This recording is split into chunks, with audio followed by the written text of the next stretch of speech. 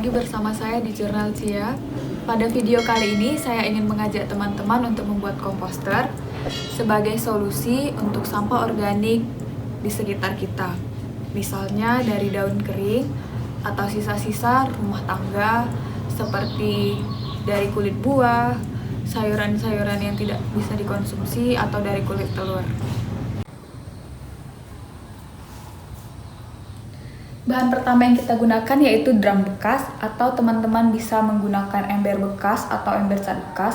Yang paling penting dari wadah yang kita gunakan yaitu dia memiliki tutup guna menjaga kompos yang di dalam terhindar dari air hujan, dari hewan yang dapat mengganggu, dan menjaga kompos yang ada di dalam tetap hangat.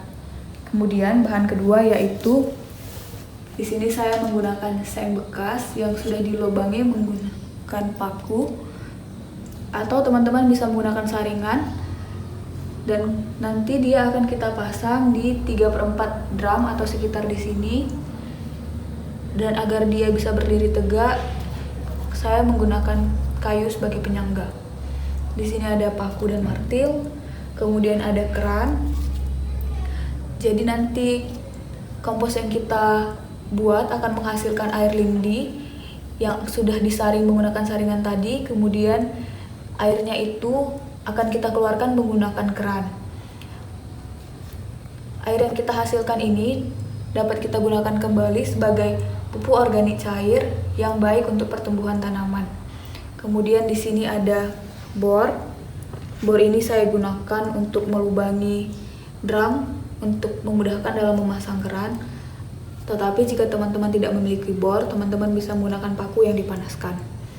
Kemudian saya di sini ada aktivator untuk mempercepat proses pembuatan kompos. Saya menggunakan mol dari nasi basi dan kulit pisang. Kita akan lubangi drumnya menggunakan bor.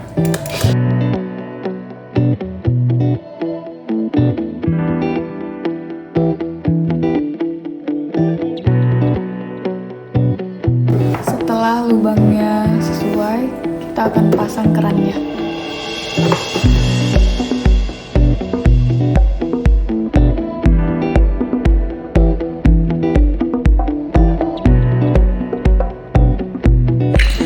Tahapan yang selanjutnya yaitu membuat kaki penyangga.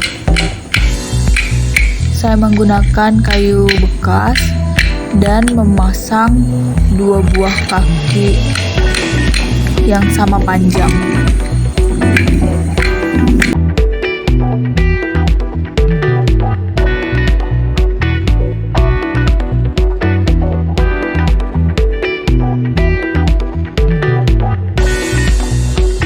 Kita akan memasukkan kayu penyangga terlebih dahulu. Kemudian masukkan.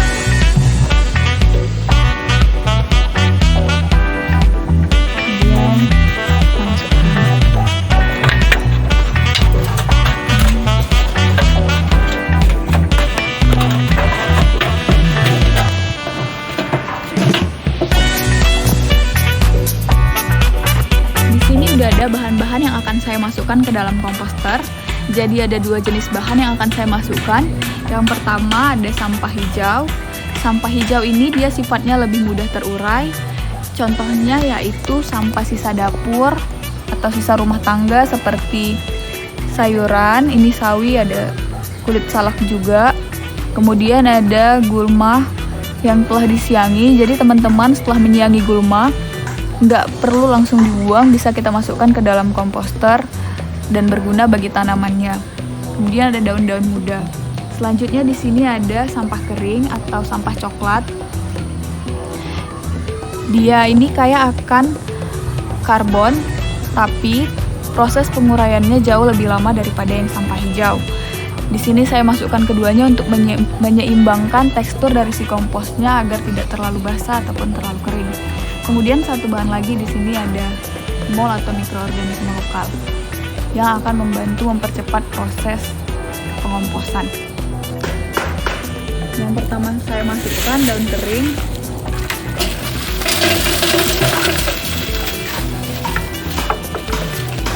Yang ranting pohon nggak apa-apa ya teman-teman, tapi dia lebih lama terurai.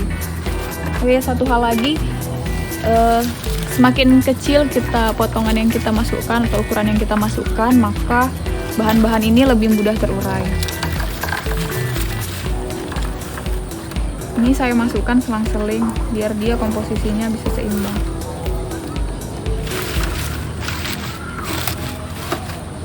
Kalau ada tanah bekas dari sisa tanaman yang sudah tidak kaya akan nutrisi, teman-teman juga bisa masukkan. Atau kompos, kalau ada sisa kompos teman-teman bisa masukkan. Juga gunanya untuk mempercepat proses pengomposan.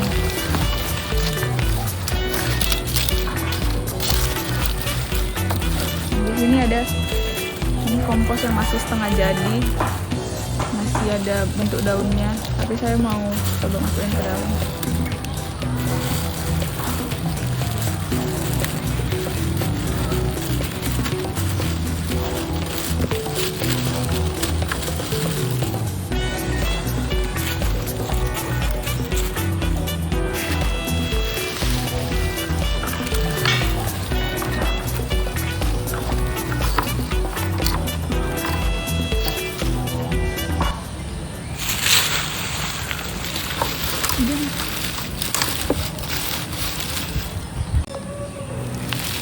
Nah, untuk yang paling atas saya letakkan daun-daun kering guna meminimalisir aroma yang akan keluar.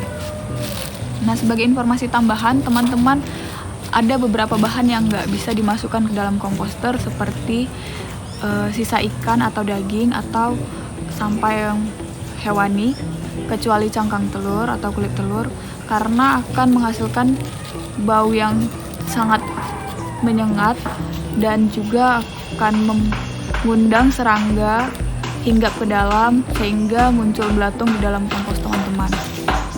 Nah, di sini saya akan tuang molnya.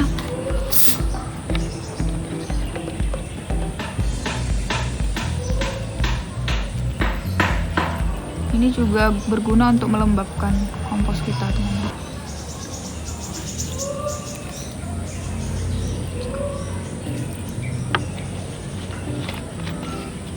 Nah, komposnya ini akan saya tutup dan akan saya aduk bolak-balik 1 minggu sekali guna memasukkan oksigen ke dalam komposnya sehingga dia lebih cepat terurai, karena kalau nggak kita buka nggak akan ada jalannya oksigen untuk masuk ke dalam. Ini dia komposternya udah jadi, saya akan simpan dia di halaman rumah. Nah, ini dia teman-teman, komposter kita sudah jadi. Setelah 1 minggu, saya akan mengeluarkan air lindi dari dalam komposter dan menyiram ke tanaman sayuran saya.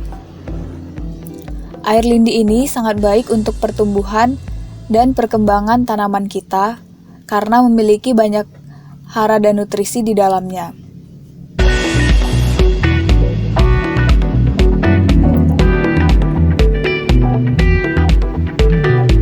Yuk kita sama-sama buat komposter sendiri di rumah untuk mengubah sampah organik menjadi lebih bermanfaat.